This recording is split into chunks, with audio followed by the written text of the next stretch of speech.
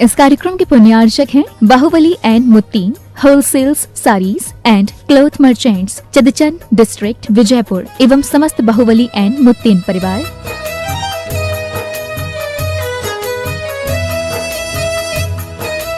राजगुरु ज्योतिष पवन जी शास्त्री, एक ही बार में समस्याओं का समाधान, 100% गारंटी से काम। फैमिली प्रॉब्लम, बिजनेस में नुकसान, शादी सगाई में रुकावट, फंसे हुए पैसे, डिवोर्स समस्या एवं अन्य समस्याओं के लिए संपर्क करें 8209931336 9737202129। ब्रांच अहमदाबाद एवं हैदराबाद।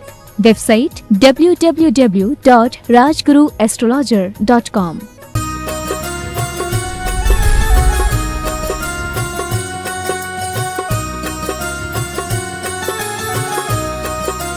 बोलिए देवाधिदेव 1008 पार्श्वनाथ भगवान की जय जय जय जय। बोलिए श्रवण संस्कृति के उन्नायक प्रातः स्मरणीय आचार्य भगवंत विद्यासागर जी महामुनि राज की जय जय जय जय। बोलिए गुणायतन प्रणेता, शंका समाधान करता, भावना योग प्रवर्तक, तरुणाई के प्रखर वक्ता पूज्य मुनिवर श्री प्रमाण सागर जी महाराज की जय जय जय।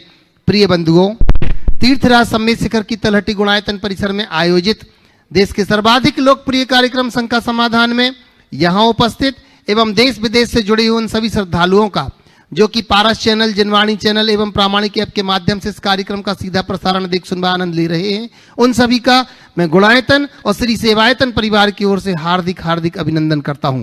बंधुओं, यह कार्यक्रम प्रारंभ हो उसके पूर्व अपन चलते हैं, जिनका आशीष हम सबको संबल देता है, ऐसे पूज्य गुरुदेव के चरणों में वंदन करने के लिए, नमोस्तु निवेदित करने के लिए भो स्वामी नमोस्तु नमोस्तु नमोस्तु।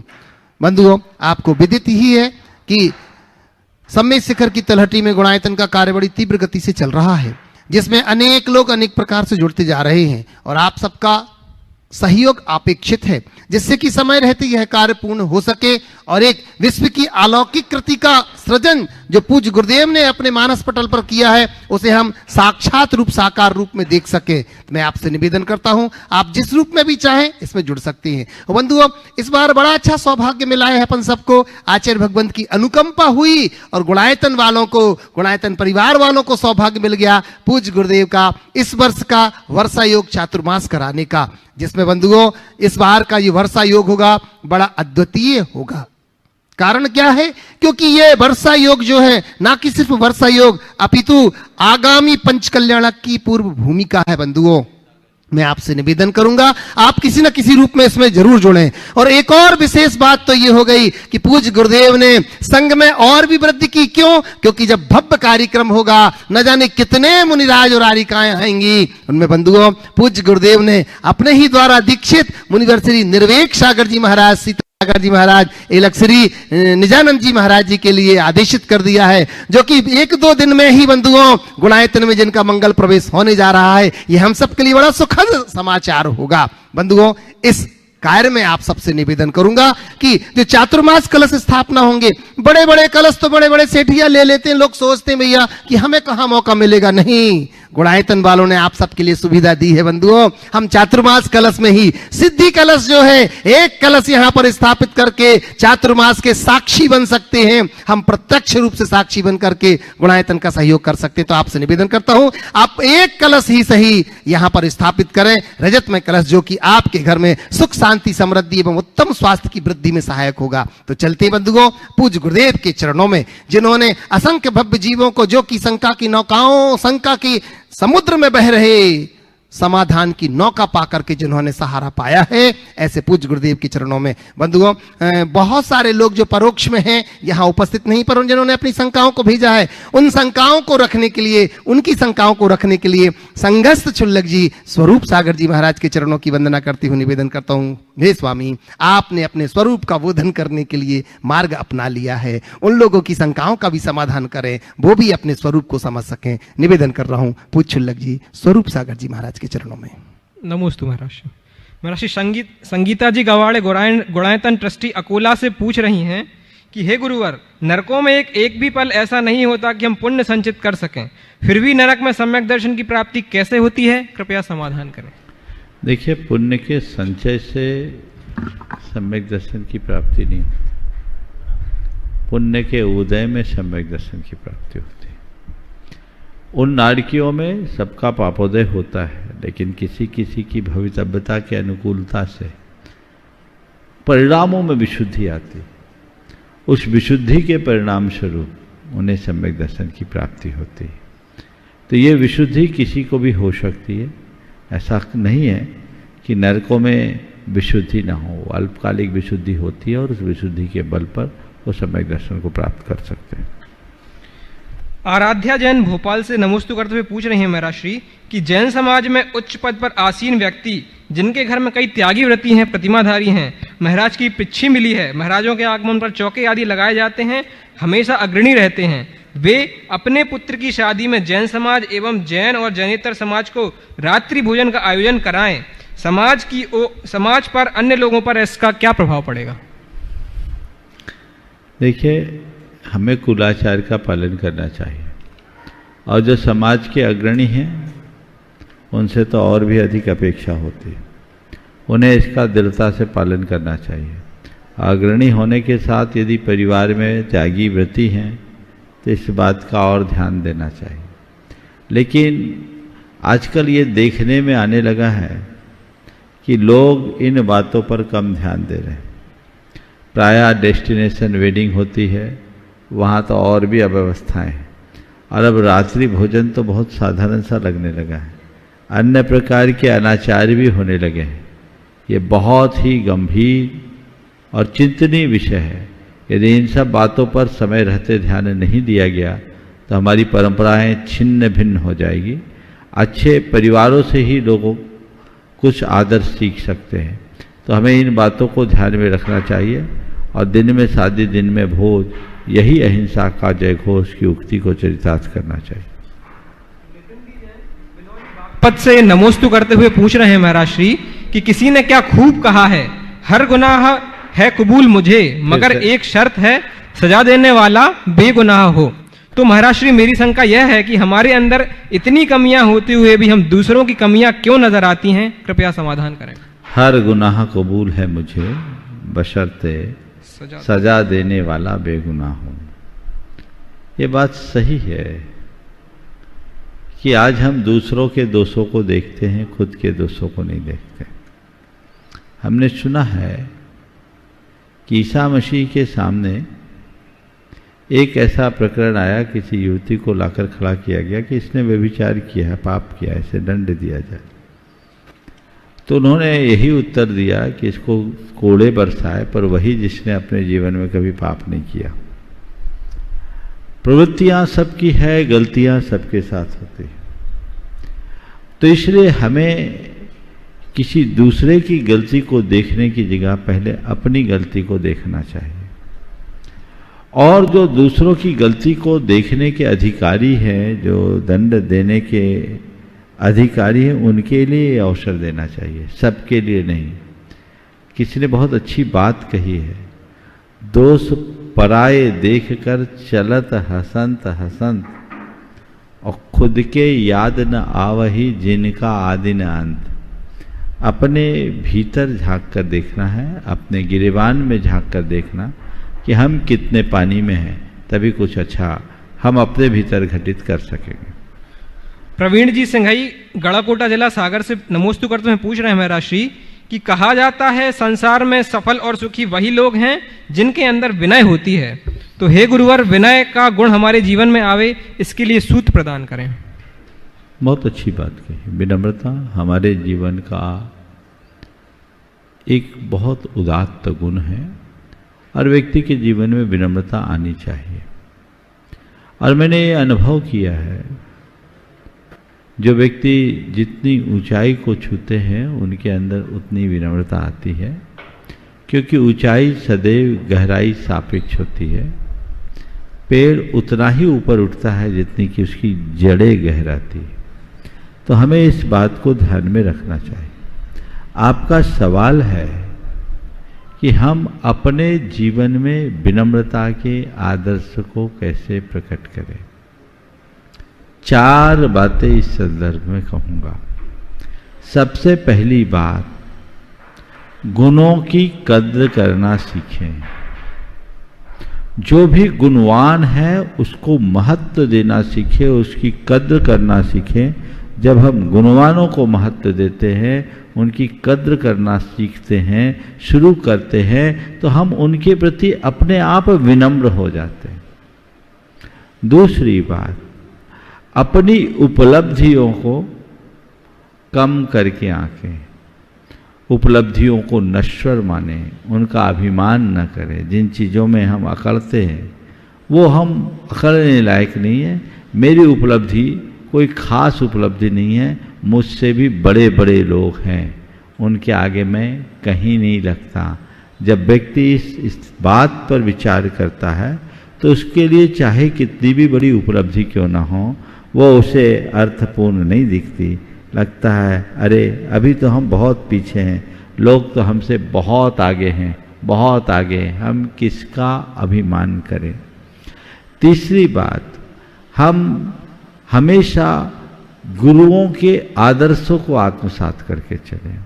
यदि गुरुओं के आदर्शों को आत्मसात करके हम चलते हैं तो हमारे हृदय में विनम्रता अपने आप विकसित होती है, क्योंकि जो गुरु चरणों में रहते हैं, उनके प्रति विनय का पाठ पढ़ते हैं, उनके आदर्श को आत्मसात करते हैं, तो बाकी बातें अपने आप आकर क्रमशः जुड़ने लगती है, जो जीवन को बेहतर बनाती है।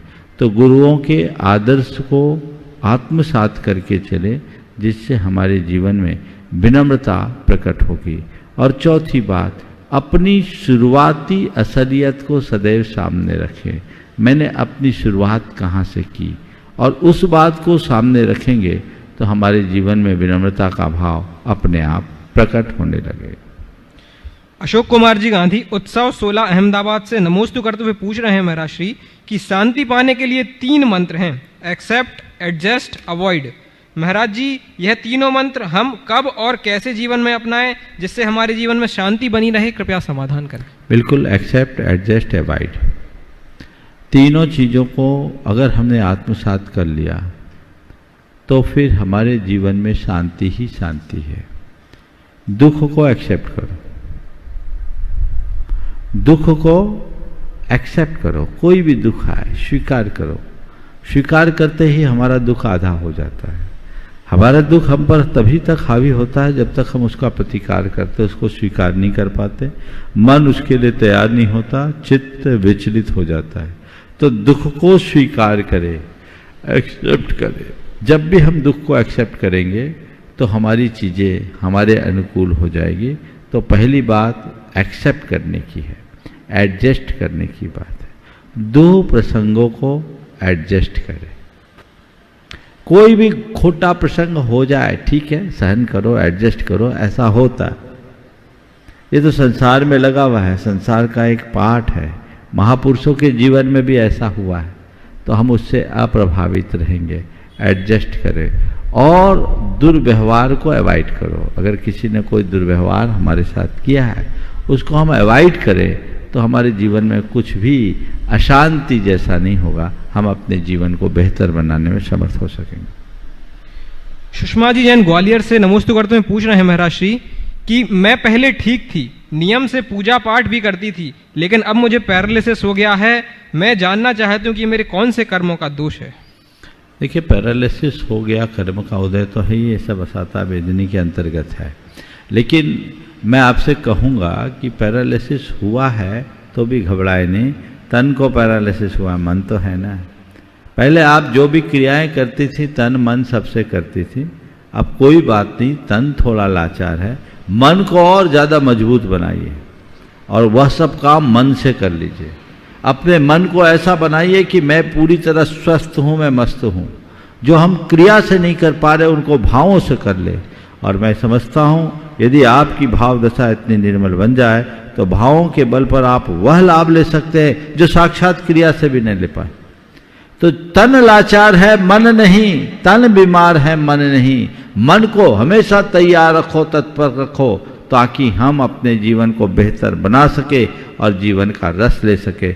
इसलिए बिल्कुल मत घबराइए। पहले ठीक थी, इस वाक्य को बदलिए, आज भी ठीक हूँ ये समझिए। अब थोड़ा सोचिए, ये जो आपको पैरालिसिस का अटैक आया, यदि यही माइंड पर हो जाता तो, ब्रेन स्ट्रोक हो जाता तो कुछ भी स्थिति बन सकती थी। जीवन में किसी भी प्रकार की स्थिति कभी भी किसी के भी साथ बन सकती है। इसलिए व्यक्ति को इन बातों पर बहुत गंभीरता से विचार करना चाहिए। जो खोया उसको मत देखो, जो बचा है उसका मूल्यांकन करो। आपके पास बहुत कुछ है और अपनी इच्छा शक्ति को प्रबल बनाइए। हो सकता आज पैरालिसिस होने के कारण आप चल फिर नहीं पाए, लेकिन इस स्थिति में भी आप बहुत कुछ करने में समर्थ हो सकेंगे और अपने जीवन की गाड़ी को गति दे सकेंगे। प्रीति जैन दिल्ली से नमोस्तु करते हुए पूछ रहे हैं महाराज श्री कि जब हम मुनिराज का आहार बनाते हैं तो आहार को चखना चाहिए कि सभी सामग्री सही है या नहीं, क्योंकि हमारे यहाँ ऐसा किया जाता है और मुझे सही नहीं लगता। देखिए, कुछ चीज़ों को तो जरूर चखना चाहिए, खासकर लौकी और तोरू। अगर ये कड़वी आ जाए तो जहर है, समझ गए। अब आप कहोगे जूठा नहीं हो जाएगा, अरे खुद नहीं किसी से चखवा लो, थोड़ा सा एक पीस निकाल के चखवा लो, इसमें कोई हानि नहीं है। ये किस दृष्टि से किया जा रहा है? सेहत की दृष्टि से, शुद्धता की दृष्टि से। और वो इसका मतलब ये थोड़ी कि आप जूठा दे रहे हैं, आप उसमें से अलग एक अंश निकाल कर अगर टेस्ट कर लेते हैं तो मेरी राय में कोई बुराई नहीं। बल्कि मैं ये कहूँगा कि ये दो चीज़ें तो जरूर करना। नहीं तो एक महाराज को कड़वी लौकी दी गई, नाम ही ले लेता हूँ, हमारे संग में क्षमा सागर जी महाराज, 1991 में सतना में हम लोग थे। अब महाराज जी ने एक और लौकी खा ली, लौकी बहुत कड़वी थी। अब लौकी खाई, उसके बाद पानी पिया और कुछ लौकी दिया नहीं, लेकिन फूड पॉइजन हुआ। उस दिन उनकी ऐसी भयानक स्थिति हुई, 40 तो दस्त हुए और अनगिनत उल्टी, हालत खराब थी। एक दिन कैसे संभले हम लोग जानते हैं। तो अब बताओ। और महाराज जी ने सोचा चलो एक गिलास ले लेते, कुछ नहीं होगा, पर वो एक गिलास भी जहर बना दिया। तो इन चीजों को ध्यान रखना चाहिए। और त्यागियों से भी मैं कहूंगा अंतराय करके आ जाओ, लो मत। हाँ, कई को हुआ, कई महाराजों को हुआ, तो हम लोग तो अंतराय कर देते। अभी एक हमारा ब्रह्मचारी था, कड़वी लौकी थी, सोचा अच्छा है इंद्री जय करो, कड़वी खा लो, और कड़वी लौकी खा लिया, दिन भर परेशान रहा, हालत खराब। हाँ, एक हफ्ते तक बीमार रहा। तो इसलिए ऐसा आप लोग ध्यान रखें तो ये समस्या ही नहीं है। हाँ, जो भी चीजें हैं उनको उस दृष्टि से देख सकते हैं। चलिए। सुमुख जी जैन एवं मयूख जी जैन पाटन परिवार कटनी मध्य प्रदेश से नमोस्तु करते हैं, पूछ रहे हैं महाराज श्री कि हम जीवन में बहुत कुछ हासिल करना चाहते हैं, पर जिसे हम पाना नहीं चाहते वह तो आसानी से मिल जाता है, और जिसे पाना चाहते हैं वह कोशिशों के बाद भी प्राप्त नहीं होता। इसके पीछे क्या लॉजिक है, कृपया समाधान करें। जिसे हम पाना नहीं चाहते वो आसानी से मिल जाता है, और जिसे हम पाना चाहते हैं कोशिशों के बाद भी नहीं मिलता। हम क्या करें? ये तो संसार है, ये संसार है। हम जो चाहे वो हमें मिले, ये हमारे हाथ में नहीं है, पर जो हमें मिला है उसे चाहे ये हमारे हाथ में। इसलिए इस बात के लिए परेशान मत हो कि जो हम नहीं चाहते अनचाहा मिलता है, जो हम चाहे वो नहीं मिलता। इस संसार में मिलेगा ही नहीं। चक्रवर्तियों को नहीं मिला, तुम्हें क्या मिलेगा? संसार कोई कल्प वृक्ष नहीं है कि तुम जो चाहो, जब चाहो, जैसा चाहो तुम्हें मिल जाए। तो समय का नियोग, जिसको मिल गया सो मिल गया, नहीं मिला नहीं मिला। इसलिए कुछ चाहो, मिले, उसके लिए प्रयास करो, परेशान मत हो। पर्याप्त प्रयास करने के उपरांत भी न मिले तो कोई बात नहीं, जो मिला उसे चाहने लगो। सीधा सीधा गणित है। जो मैं चाहूं वो मिले, वह मेरे हाथ में नहीं है, पर जो मिला है उसे मैं चाहूं ये मेरे हाथ में है। बस इस बात को ध्यान रखें। नरेंद्र जी जैन हरसौरा निनवान डिस्ट्रिक्ट बूंदी से नमोस्तु करते हैं, पूछ रहे हैं महाराज श्री कि मैं जो दृढ़ संकल्प करता हूं वो पूरा नहीं हो पाता, जिसके कारण मैं जो छोड़ना चाहता हूं वो छोड़ नहीं पाता। तो दृढ़ संकल्प पूरा कैसे हो सके, कृपया समाधान करें। बहुत अच्छा सवाल। मैं जो संकल्प लेता हूं वो पूरा नहीं होता। आपने शब्द कहा दृढ़ संकल्प, मैंने उसे संशोधित कर दिया। दृढ़ संकल्प होता तो सिद्धि जरूर होती। जो छोड़ना चाहते हो छोड़ते। मुझे दिखता है कि आपका संकल्प दृढ़ नहीं लचीला है। दृढ़ संकल्प ही सिद्धि को पाते हैं और जिनका संकल्प लचीला होता है वो कहीं के नहीं रहते। अपने संकल्प को दृढ़ बनाए, मजबूत बनाए। जो कोई संकल्प लिया है उसको ठान ले कि करके ही दम लेंगे और हर पल अपने संकल्प का स्मरण करें। संकल्प को अपनी धुन बना ले। मुझे ये करना है, मुझे ये करना है, ये करना है, करना है नहीं, करके रहना है, करके ही दम लेना है। ऐसी भावना बार बार बनाओ, संकल्प के धुनी बनो, तब संकल्प की सिद्धि होगी। और निरंतर भावना निभाने से संकल्प दृढ़ होते हैं। इसलिए भावना भाते जाइए, उसमें रंच मात्र भी शिथिलता नहीं आएगी और जीवन का क्रम आगे बढ़ेगा। बंधुओं, आपको विदित ही है, कल का दिन हम सबके लिए बड़ा महत्वपूर्ण दिन है। कल का दिन वह है जब एक गुरु ने एक ऐसे शिष्य को जन्म दिया जिस शिष्य ने संपूर्ण भारतवर्ष ही नहीं विश्व में ऐसी छटा बखेरी कि आज जितने भी ये बड़े बड़े संत दिख रहे हैं वो सब उनकी ही देन है। ऐसे पूज्य गुरुदेव आचार्य भगवंत विद्यासागर जी महामुनिराज का कल दीक्षा दिवस महोत्सव है बंधुओं, जो कि इसी प्रांगण में अपन गुणायतन में पूज्य गुरुदेव श्री प्रमाण सागर जी महाराज के सानिध्य में मिल बैठ करके अपन यहाँ सब मनाएंगे और यह उत्सव मनाएंगे कि यह दीक्षा दिवस आगामी समय में दीक्षा कल्याणक के रूप में परिवर्तित हो, ऐसी मंगल भावना भाएंगे। प्रत्यक्ष रूप से अनिमेश जी जैन गोमिया से है, मैं निवेदन करता हूं वो प्रश्न रखेंगे और कल की शांत धारा बड़ी विशेष शांत धारा होगी बंधुओं। मैं आपसे निवेदन करता हूं उसमें आप लोग जरूर शामिल होइएगा और अनिमेश जी के बाद तैयार रहेंगे बगीचा से सुबोध जी, शाश्वत जैन पूरे परिवार के साथ। महाराज जी के चरणों में त्रिवार नमोस्तु नमोस्तु नमोस्तु। छुल्लक जी के चरणों में इच्छामी इच्छामी इच्छामी। महाराज जी, मेरा प्रश्न ये है कि हम अभी स्टूडेंट लाइफ में और हम बाहर जाते हैं तो कई चीज़ें आएंगी हमारे लाइफ में और हम बोलेंगे कि हमारे पास टाइम नहीं ये करने का वो करने का। उसके साथ पढ़ाई भी रहेगी और धार्मिक चीज़ें भी रहेगी। तो महाराज जी, पढ़ाई और धार्मिक चीज़ों में हम कैसे टाइम को मैनेज करें और पढ़ाई के साथ साथ धार्मिक चीज़ों में भी कैसे इंटरेस्ट जगाएं? सबसे पहली बात तो जो हमारी बाउंड्री है उसको खोलना नहीं है। तुम्हारी बाउंड्री लाइन तो खींच चुकी है, उसको हमेशा अपने जीवन की लक्ष्मण रेखा मानना, किसी भी कंडीशन में उसे क्रॉस नहीं करना, पहली बात। दूसरी बात, पढ़ाई को अपना मुख्य ध्येय बना करके चलना, निरंतर पढ़ाई की तरफ अपनी दृष्टि होगी तो हमारी पढ़ाई अच्छी होगी। तीसरी बात, अगर हम धार्मिक क्रियाएं करें तो अच्छी बात है, नहीं कर पाए तो इतना तय कर लो अधर्म नहीं करेंगे। धार्मिक क्रियाएं रोजमर्रा की तरह तो शायद नहीं हो सके, लेकिन हमारी जो मूलभूत क्रियाएं हैं उसको हमें अपनी प्राथमिकता के साथ करना चाहिए। जैसे अगर देव दर्शन सुलभ है तो देव दर्शन करो, नमोकार मंत्र का जाप, कुछ पाठ, थोड़ा समय अपनी प्रार्थना के रूप में, ताकि उससे हमें अपने जैनत्व का एहसास भी होता रहे और अपना काम भी कर सके। बाकी और कार्य नहीं भी कर पाए तो चलेगा, अधर्म नहीं करना ही तुम विद्यार्थियों का सबसे बड़ा धर्म। और टाइम मैनेजमेंट कैसे करें?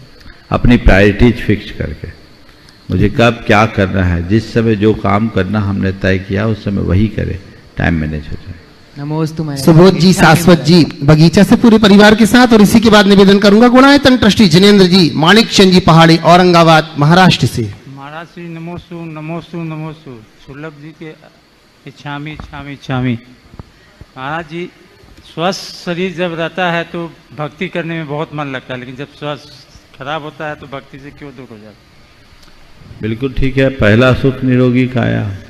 शरीर स्वस्थ होगा तो भगवान की भक्ति करने में मन लगेगा, शरीर ही बीमार होगा तो मन शरीर की तरफ भाग जाएगा। इसलिए जब स्वस्थ रहो तो इतनी भक्ति करो कि अस्वस्थ हो ही नहीं, और जब तन अस्वस्थ हो जाए तो मन के स्वास्थ्य को जगाओ और मन को प्रभु चरणों में मोड़ दो, ताकि हमारे शरीर का कष्ट भी हमें कष्ट न लगे। जितेंद्र माणिक चंद जी पहाड़ी औरंगाबाद महाराष्ट्र से, और इसी के बाद निवेदन करूंगा सरिता जी सेठी हजारीबाग से। महाराज जी के चरणों में मेरा और मेरे परिवार के ओर से बारंबार नमस्तु नमस्तु। शुल्लक जी के चरणों में बारंबार इच्छामी इच्छामी। महाराज जी, मेरा आज का सवाल है, बचपन में सुना था कि गर्मी ऊन में होती है, बचपन में सुना था कि गर्मी ऊन में होती है, स्कूल में सुना था, स्कूल में गए तो पता चला गर्मी जून में होती है, दोस्तों का साथ मिला तो पता चला गर्मी खून में होती है, जवानी में पता चला कि गर्मी तो पैसे के जुनून में होती है। तो महाराज श्री, मेरी शंका ऐसी कि इस पैसे की गर्मी को जीवन में कैसे सकारात्मक करें, कृपया समाधान कीजिए। 4 प्रकार की गर्मी बताई आपने। गर्मी ऊन में होती है, गर्मी जून में होती है, गर्मी खून में होती है और गर्मी जुनून में होती है। तो ऊन, जून, खून और जुनून सब में गर्मी होती है आपने बोला, पर मैं इसे थोड़ा और बोल रहा हूँ कि इन सब में तो गर्मी होती है और देखा जाए तो बाकी सब में सरगर्मी होती है। समझ गए? फिर और एक बात कहूँगा, ऊन की गर्मी हमें प्रोटेक्ट करती है, जून की गर्मी हमें बारिश देती है, जुनून की गर्मी हमें कुछ उपलब्धि देती है, लेकिन खून की गर्मी खून खराब कर देती है, खून खराबा कर देती है। इसलिए बाकी गर्मी ठीक है पर खून की गर्मी ठीक नहीं है। इसलिए हमेशा और गर्मी हो, ऊन की गर्मी हमारे लिए सुरक्षा देगी, जो हम लोग सर्दी में आप लोगों को काम में आती है। और जून की गर्मी प्राकृतिक है, अगर जून में गर्मी ना पड़े तो जुलाई में वर्षा कैसे हो, इसलिए वो भी हमारे लिए वरदान है। और जुनून की गर्मी मनुष्य को आगे बढ़ने की प्रेरणा देती है, अगर वो जुनून ना हो, उत्साह संचलित ना हो तो हम आगे नहीं बढ़ सकते। लेकिन खून की गर्मी बहुत खतरनाक होती है, ये खून खराबा कर देती है। इसलिए खून की गर्मी को शांत करना हो तो क्या करो, अपनी खून की गर्मी को शांत करना है तो क्या करो, उनकी शरण को अंगीकार करो जिन्होंने सब छोड़ करके परमार्थ के रास्ते को अंगीकार किया है। परमात्मा के साथ अपना नाता जोड़ लो, खून की गर्मी शांत होगी। सरिता जी सेठी हजारीबाग से, साथ ही साथ मैं निवेदन करूंगा हजारीबाग के सभी लोग एक साथ आ जाएं। हीरा जी बढ़ जाते जी भी, क्योंकि उनका भी प्रश्न है, वो आ जाएं हजारीबाग और आ जाओ, एक साथ आ जाओ। और इसके बाद फिर मैं निवेदन करूंगा नितिन जी जैन गोधा निवाई से। नमोस्तु महाराज श्री, नमोस्तु महाराज श्री। इच्छामि शुल्लक जी, इच्छामि शुल्लक जी। महाराज जी, मेरा प्रश्न है कि जैसे हम लोग को दुख होता है, आंख में आंसू आ जाता है, सुख में भी आंसू, खुशी में भी हम लोग आंख में आंसू आ जाता है, कुछ पैर में कांटा चुभता है तो आंख में आंसू आ जाता है। हम लोग जैसे करते, कोशिश भी करते हैं कि आंख में आंसू, और फिर भी आ जाता है। कभी किसी का सुनते हैं कोई मर गया, कोई तकलीफ में है तो बहुत तकलीफ होता है, आंख में आंसू आके ही हम लोग बहा के हल्का करते हैं। कभी रोने का मन भी होता है तो लगता है कि कोई बोलता है कि एकांत में रो लो, मन हल्का हो जाएगा। लेकिन महाराज जी, आप लोग जो हैं, आप लोग का पैर में कांटा भी चुभता है, अपने प्रिय जन जैसे आप लोग के साथ में शुल्लक जी, एलक जी सब रहते हैं, सब आप लोग के वो सगे संबंधी के बराबर हैं, तो उन लोग को भी दुख तकलीफ होता है, किसी का समाधि हो जाता है, आप लोग को जैसे बहुत तकलीफ, ऐसा नहीं कि नहीं होता है, लेकिन आप लोग अपना दुख है में आंसू और सुख भी, खुशी भी होता है, तो आंसू आप लोग अपने अंदर कहाँ छिपा के रखते हैं महाराज जी? मैंने कल भी देखे, आपको बहुत दोपहर में क्लास हो रहा था, आपको बहुत प्रॉब्लम था, तकलीफ था, शरीर में वेदना था। हम लोग को होता तो एकदम सब वहां बैठी हुई दीदी भी ऐसे ऐसे पंखा होक रहे हैं, हम लोग भी ऐसे होक रहे हैं, लेकिन आपको भी बहुत वेदना होती है आप लोग को, लेकिन आप लोग वो कहाँ छिपा के रखते हैं अपना? देखो, 4 पंक्तियां बोलो। आप हर मंजिल को मुश्किल समझते हैं। आप हर मंजिल को मुश्किल समझते हैं, हम हर मुश्किल को मंजिल समझते हैं। आप हर मंजिल को मुश्किल समझते हैं, हम हर मुश्किल को मंजिल समझते हैं। बड़ा फर्क है हमारे आपके नज़रिए में। आप दिल को दर्द और हम दर्द को दिल समझते हैं। ये सारा खेल नजरिए का है। एक साधारण प्राणी और एक साधक में यही अंतर है।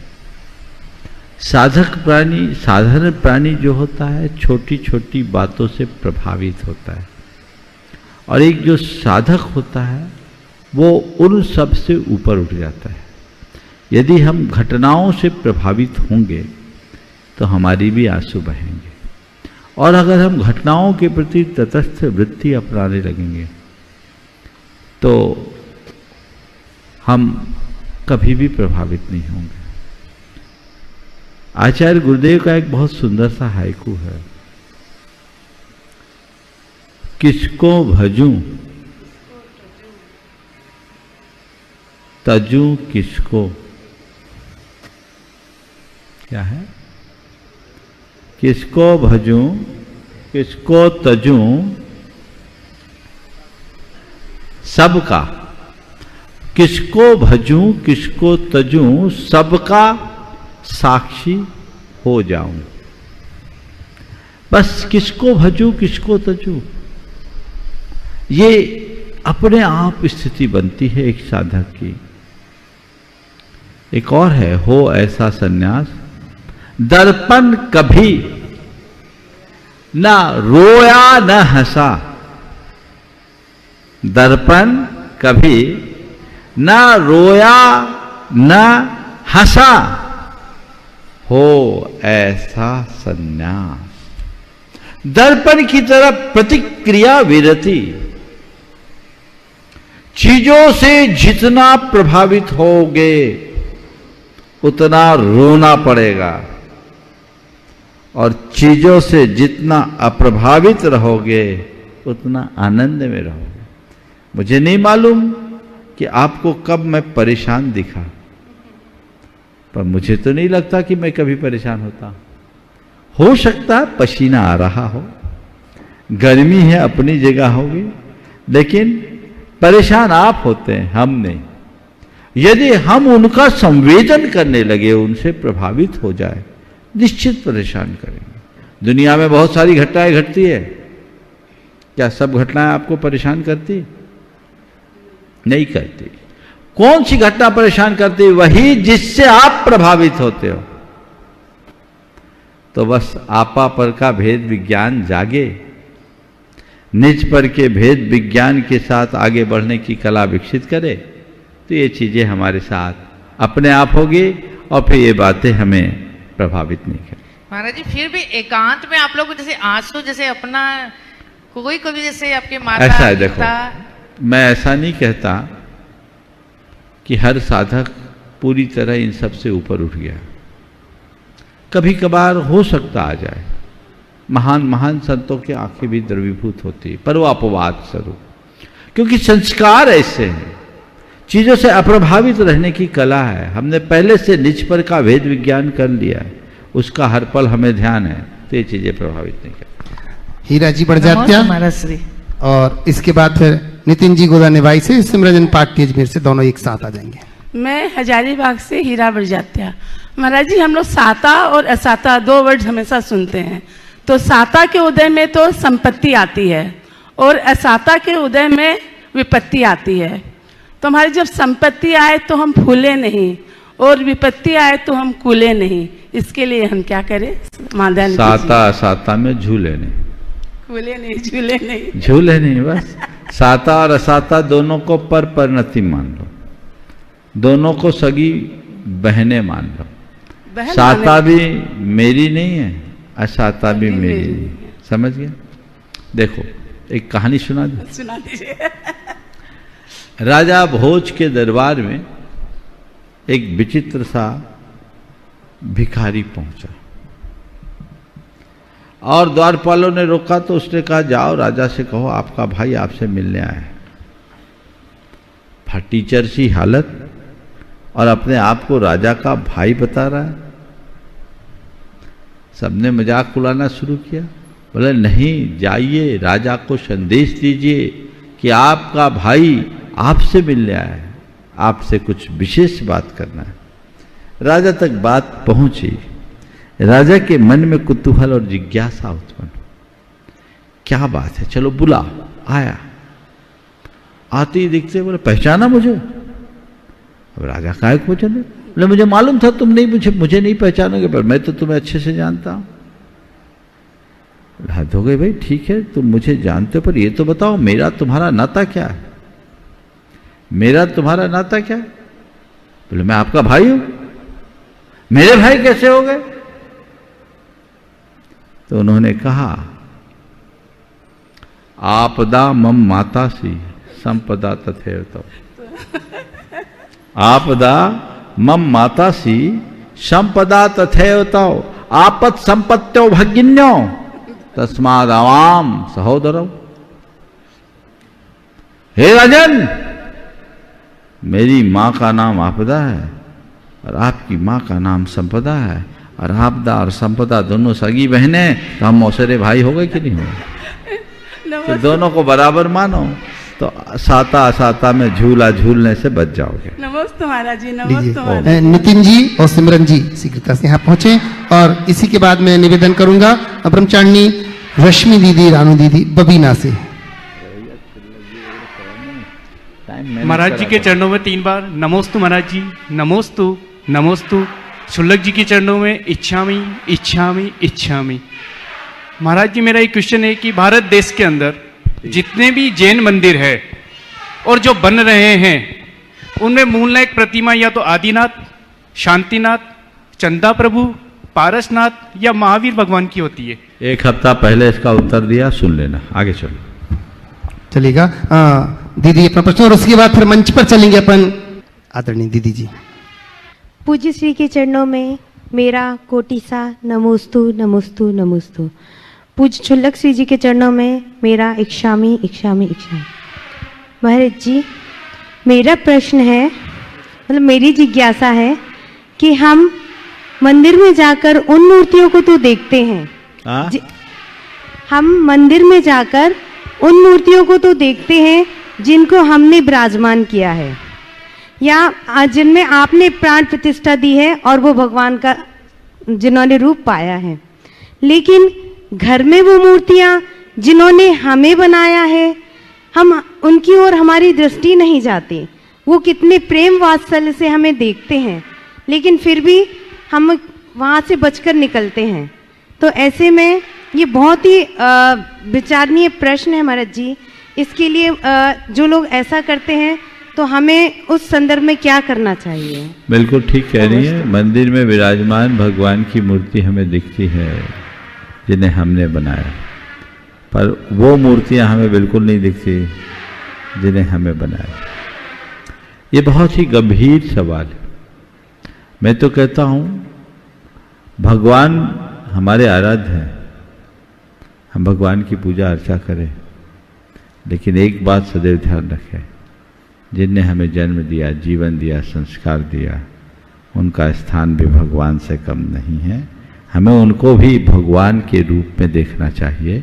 हमारी संस्कृति में कहा गया है मातृदेवो भव पितृदेवो भव। जो लोग अपने माँ बाप की उपेक्षा करते हैं और भगवान की पूजा आराधना करते हैं, उनकी पूजा आराधना का कोई अर्थ और औचित्य नहीं।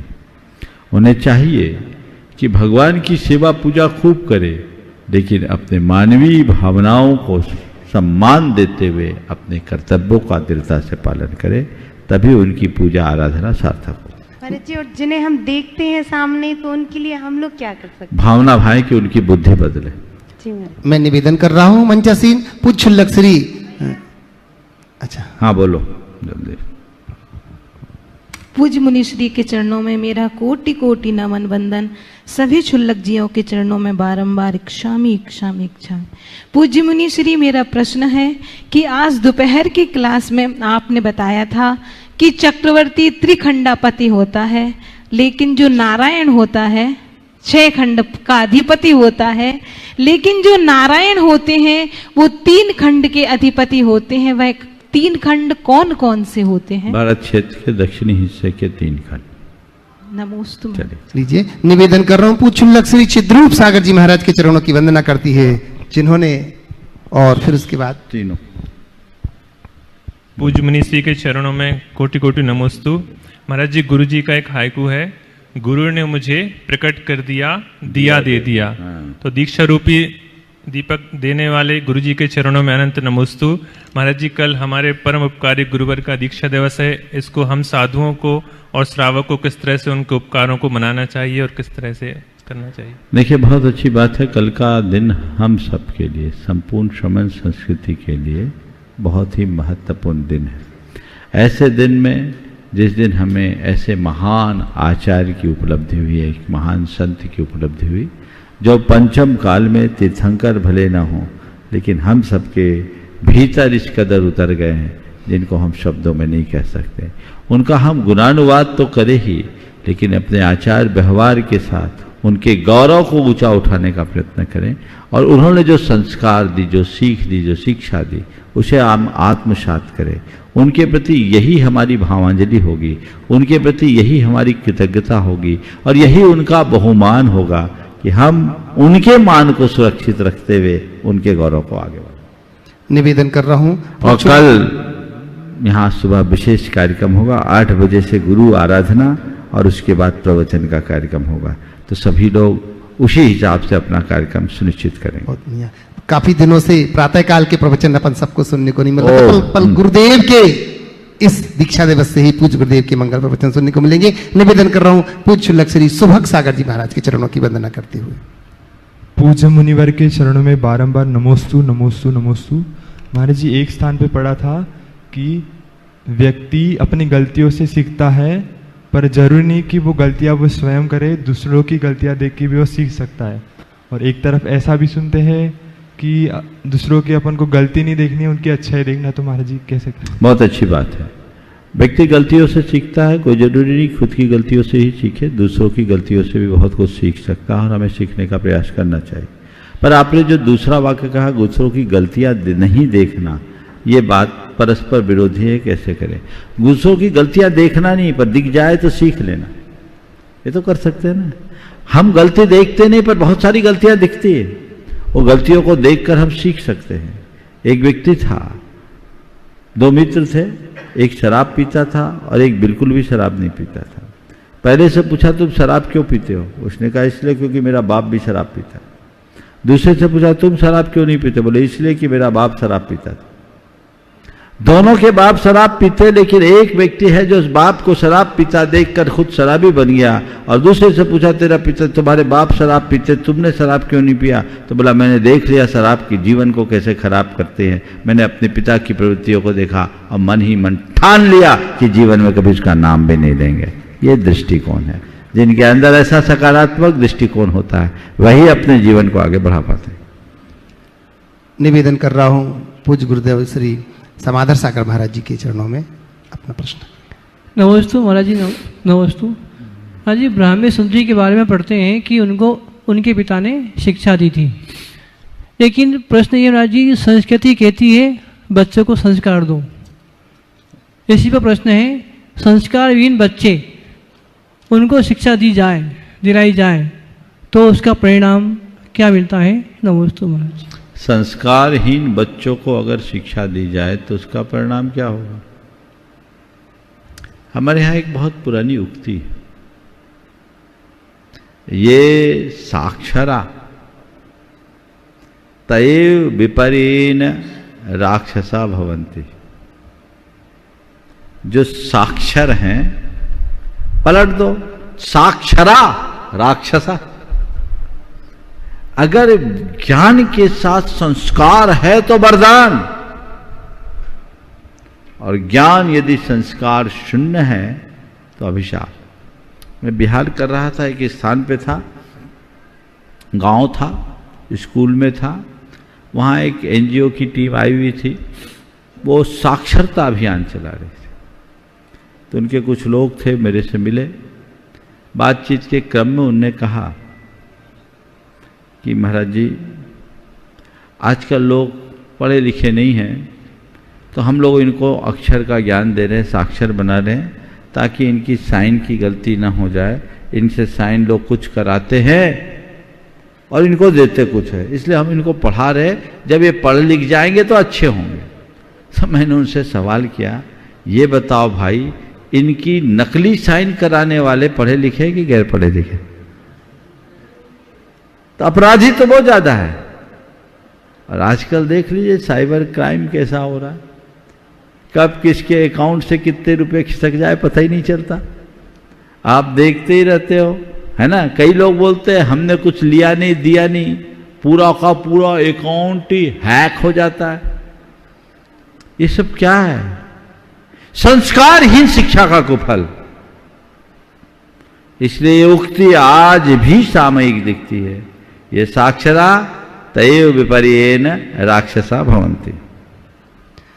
निवेदन कर रहा हूं मैं गुणायतन मंत्री चंद्रकला जी पाटनी जी से, और उसी के बाद फिर निवेदन करूंगा हमारी आदरणीय सुनीता दीदी जी से।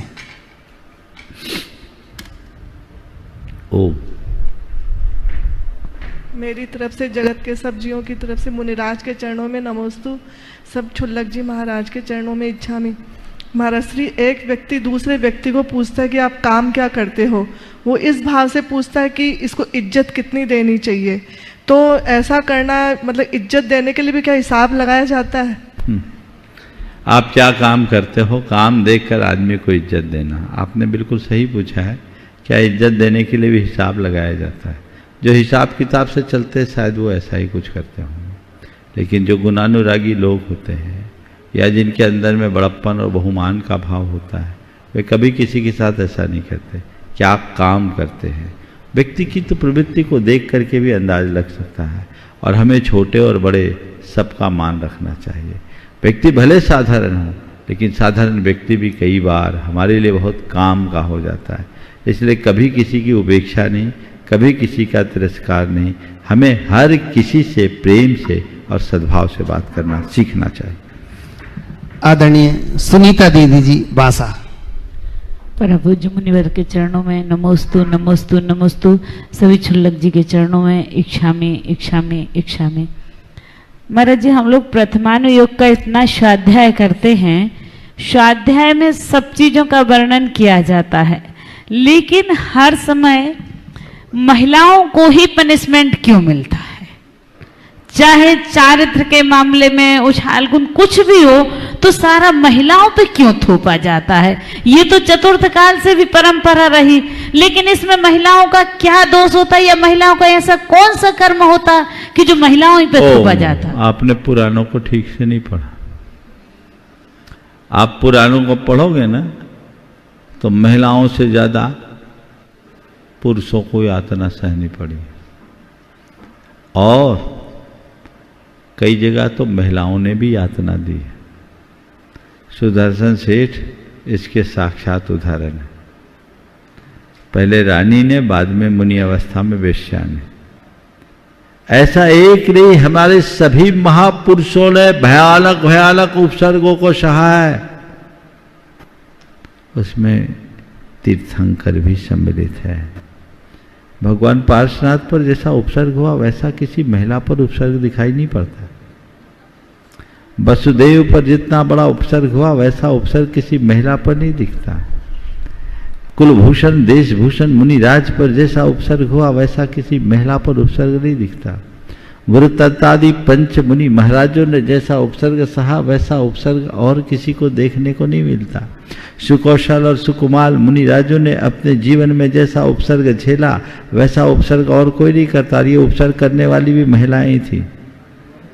आगे समझ में? और बोलो, पांचों पांडवों पर जो उपसर्ग हुआ वो भी कम नहीं हुआ, और महाभारत की जड़ भी महिला थी।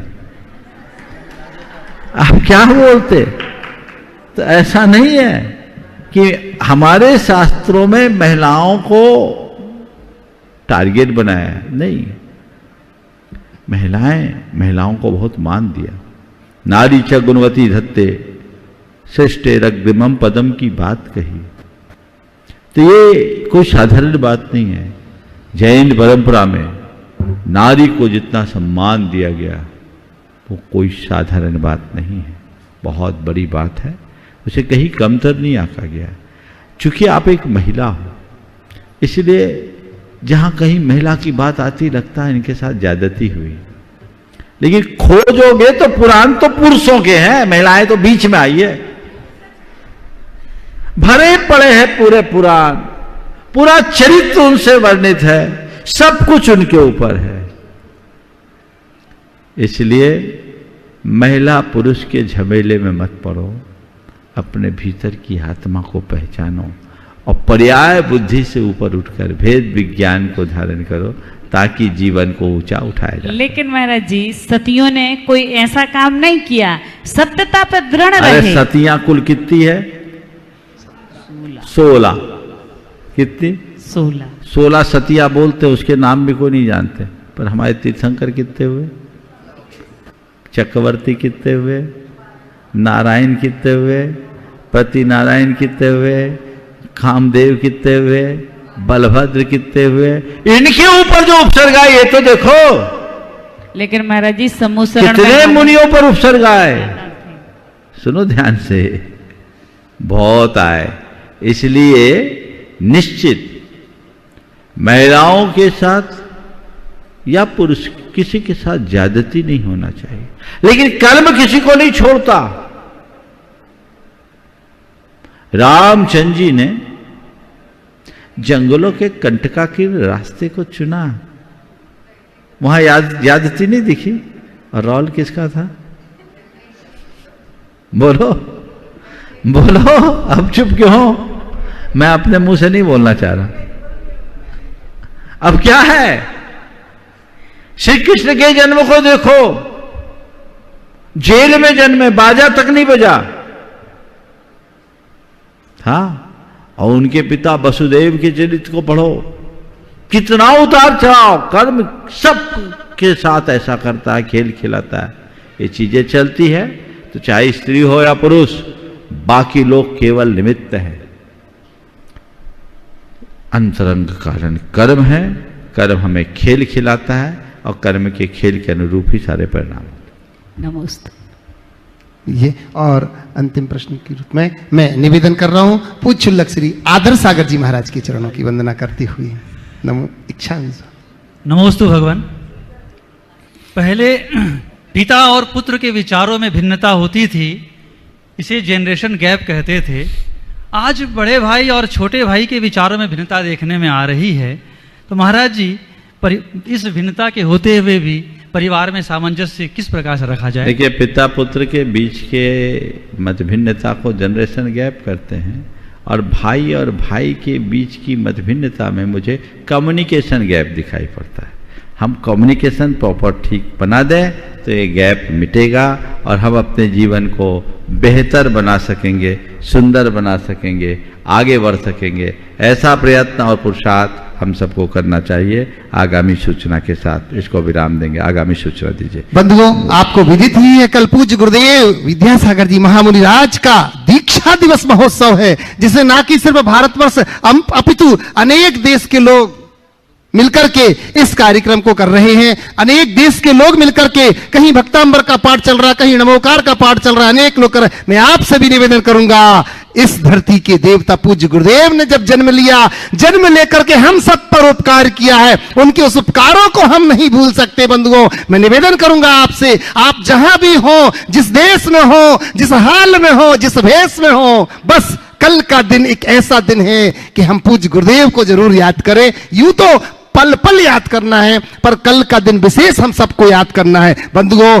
क्योंकि पूज्य गुरुदेव ने कल दीक्षा लेकर के ना कि सिर्फ जैन समाज अपितु पूरी मानव समाज को उन्होंने जो दिया है वो कहा नहीं जा सकता है। मैं आपसे निवेदन करूंगा कि आप जरूर सुनिएगा। गुरुदेव ने, आपने दीक्षा ग्रहण की, लाभ हम लेते रहे, आपने कांटे चुने और फूल हम लेते रहे। अरे आपने खुद दी परीक्षा और पास हम होते रहे। थी है सफर भी राह भी और आप ही मंजिल मेरी, आप ही दाता थे मेरे, झोलियां भनते रहे और थी हमें कौन सी बीमारी ये जान ना पाए हकीम, अरे आपने खाई दवा और ठीक हम होते रहे। हे गुरुदेव जयवंत रहे जीवंत रहे। पूज्य गुरुदेव का दीक्षा दिवस यहीं पर इसी स्थान पर आप अपन सब मिलकर के पूज्य गुरुदेव का यहाँ पर मंगल पूजन बृहद पूजन अपन बड़ी पूजन करेंगे, जिसमें पूज्य गुरुदेव श्री प्रमाण सागर जी महाराज का सानिध्य होगा। साथ ही कल के विशेष प्रवचन पूज्य गुरुदेव के दीक्षा दिवस के इस अवसर पर होंगे। मैं आप सबसे निवेदन करता हूं आप इस कार्यक्रम में ऑनलाइन जुड़ करके या जहां आप उपस्थित हैं करके पूज्य गुरुदेव की दीर्घ संयमी जीवन की मंगल भावना को लेकर के हम ये सारा का सारा कार्य करेंगे। बंधुओं अभी एक काम चल रहा है कि अनेक लोग अनेक स्थानों पर जुट करके पूज्य गुरुदेव के मंगल भावना भा रहे हैं। आचार्य भगवंत विद्यासागर जी महाराज जो कि धरती के देवता माने जाते हैं, अगर पूज्य गुरुदेव ने जन्म नहीं लिया होता तो बंधुओं आज ये परंपरा हमें कैसे देखने में मिलती। आए हम पूज्य गुरुदेव के चरणों के उनके उपकारों को अपने जीवन में सजोएं। धन्य है वो आचार्य ज्ञान सागर जी महाराज। जहां हमें पूज्य गुरुदेव को याद करना है वहीं आचार्य ज्ञान सागर जी महाराज को हम याद करेंगे। गुरु नाम गुरु आचार्य ज्ञान सागर महाराज जिन्होंने एक ऐसे शिष्य को जन्म दिया जो हम सब के लिए परोपकारी रहा। ऐसे अध्यात्म सरोवर के राजहंस पूज्य आचार्य भगवंत विद्यासागर जी महामुनिराज जी की जय जय जय। पूज्य मुनिवर श्री प्रमाण सागर जी महाराज जी की जय जय जय। नमोस्तु भगवन नमोस्तु भगवन नमोस्तु भगवन। हम सबका जीवन गुरुदेव जैसा बने, इसी मंगल भावना के साथ इस दीक्षा दिवस अवसर पर हम पूज्य गुरुदेव के चरणों में कोटिशः वंदन वंदन नमन करते हैं। नमोस्तु नमोस्तु नमोस्तु।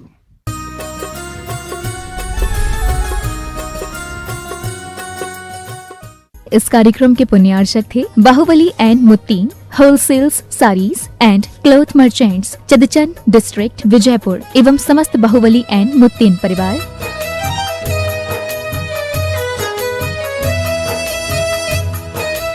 राजगुरु ज्योतिष पवन जी शास्त्री, एक ही बार में समस्याओं का समाधान, 100% गारंटी से काम, फैमिली प्रॉब्लम, बिजनेस में नुकसान, शादी सगाई में रुकावट, फंसे हुए पैसे, डिवोर्स समस्या एवं अन्य समस्याओं के लिए संपर्क करें 8209931336 9737202129। ब्रांच अहमदाबाद एवं हैदराबाद। Website www.rajguruastrologer.com।